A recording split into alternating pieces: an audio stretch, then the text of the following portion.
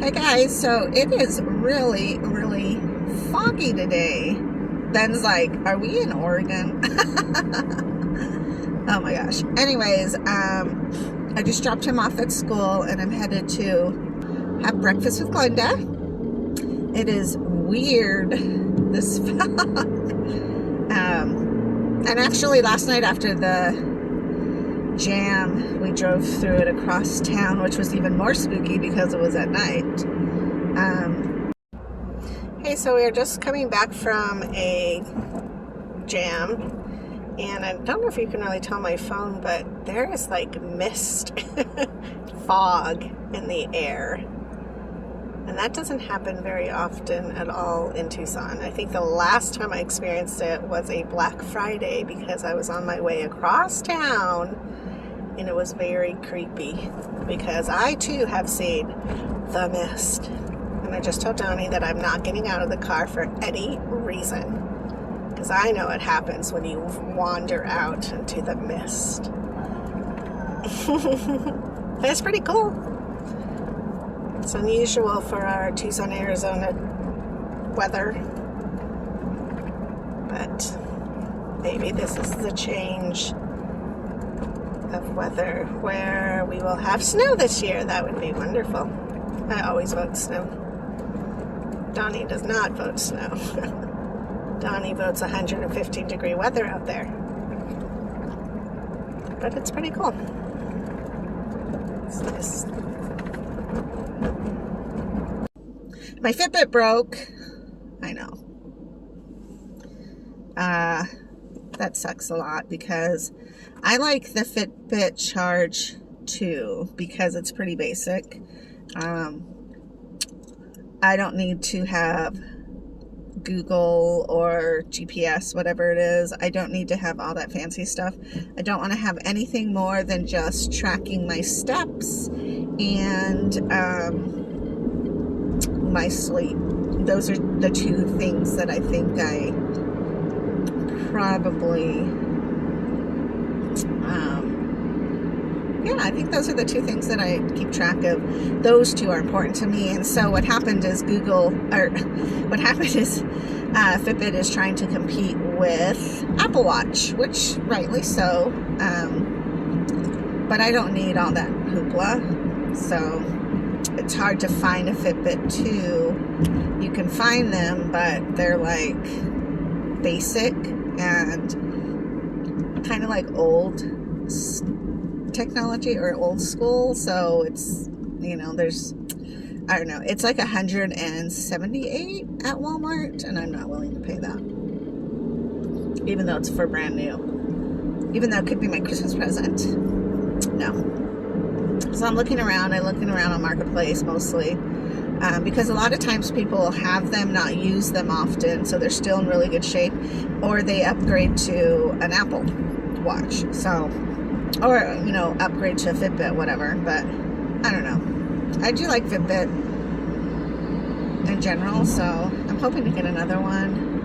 But I feel weird and lost. Like, I'm so used to having the time on my wrist, and now I don't.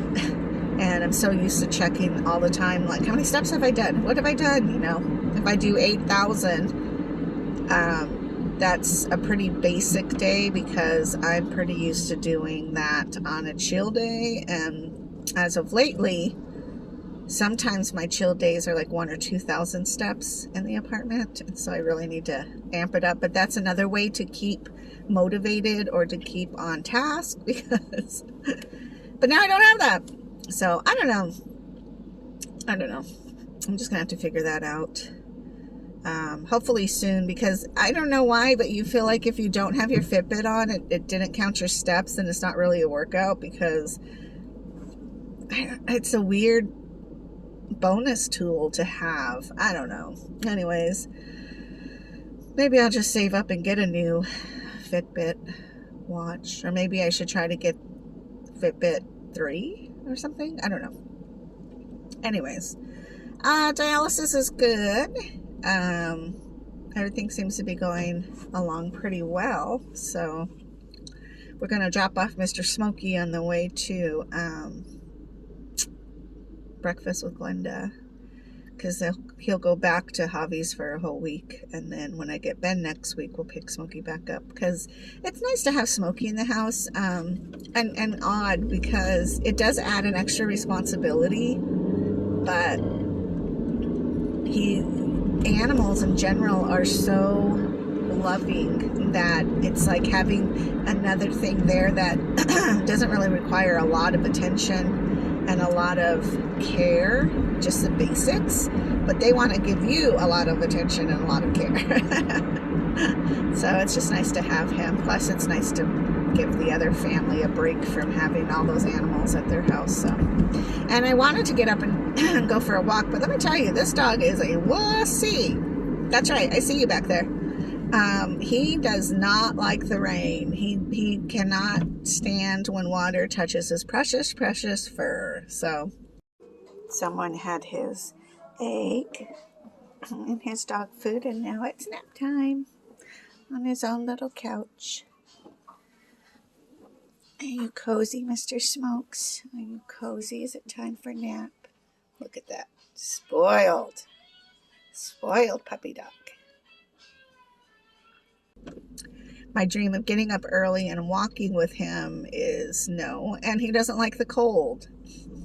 He's kind of becoming an old man, so I can understand those things, but it's funny because he's not down for it. Although in the summer, he's definitely up for walking and stuff, but in the cooler of the season, he doesn't want to go out there. So my walking partner is no more for now. But yeah, and rightly so. I did not want to get up this morning either, which I did not. I actually jerked awake at like 6:30, which was pretty great because most days I have to put in my first exchange at 6 or 6:30, and so I guess my mental alarm clock has gotten used to just jerking me awake at that time. So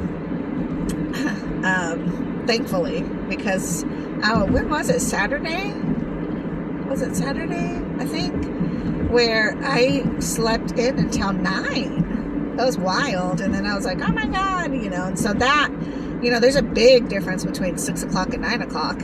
So 9 o'clock is usually my second exchange time. So I just had to really be off my times, but it's okay because again, PD dialysis allows for that, and it was good because everything works out fine, and I don't think we did anything that night to make anything happen. Like I didn't need, in fact, that night, oh yeah, I know, we did the craft show.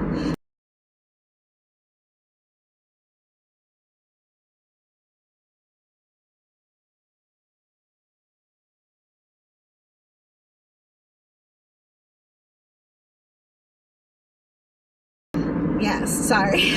So Ben and I did our first holiday craft show together. I used to do pop-ups or markets, whatever you want to call them. I have a little boutique thing on the side, kind of like a side hustle. And I do sell on Marketplace or online, but I just haven't had time to commit a whole bunch of time to it.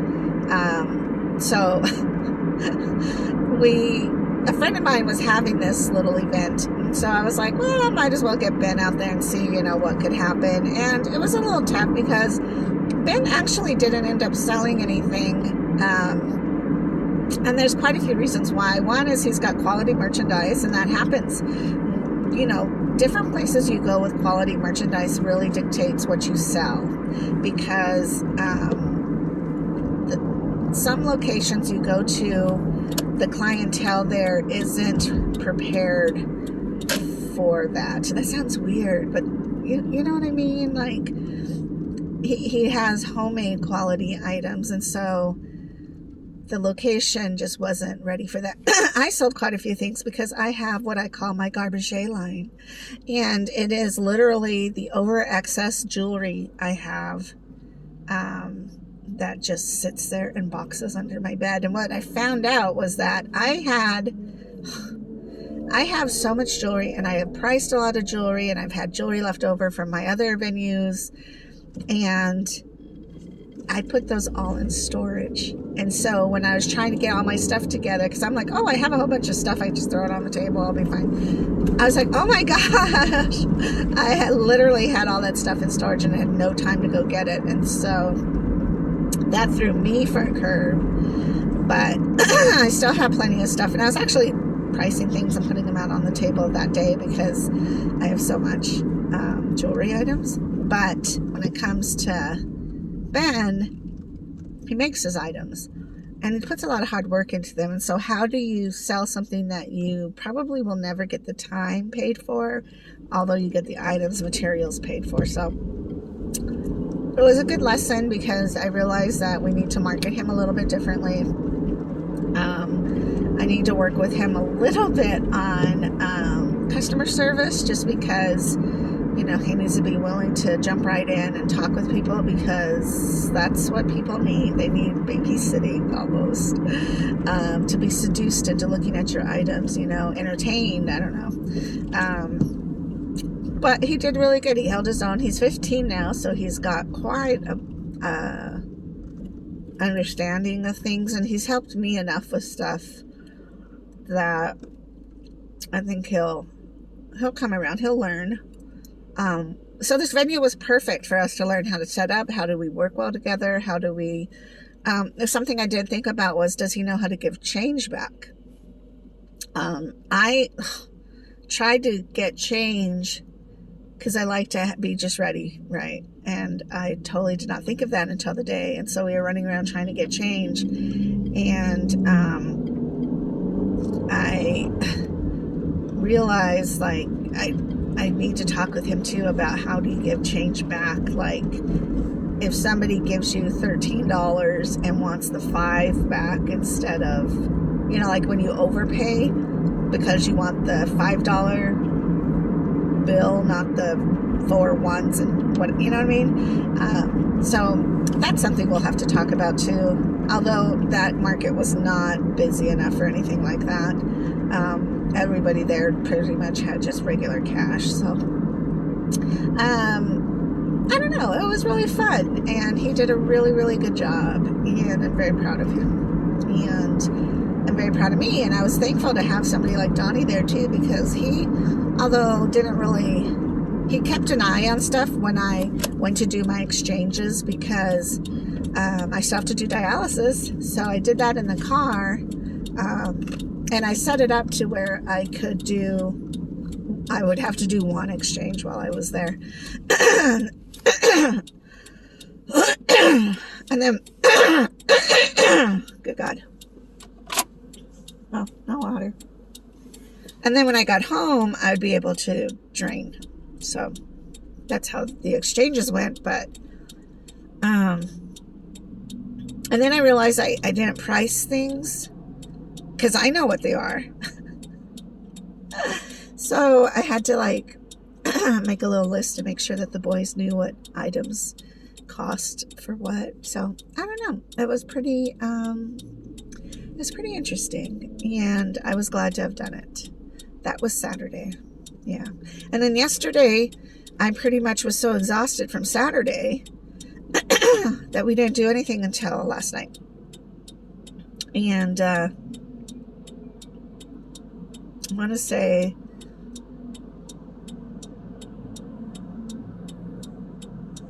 but overall, it was a really good weekend.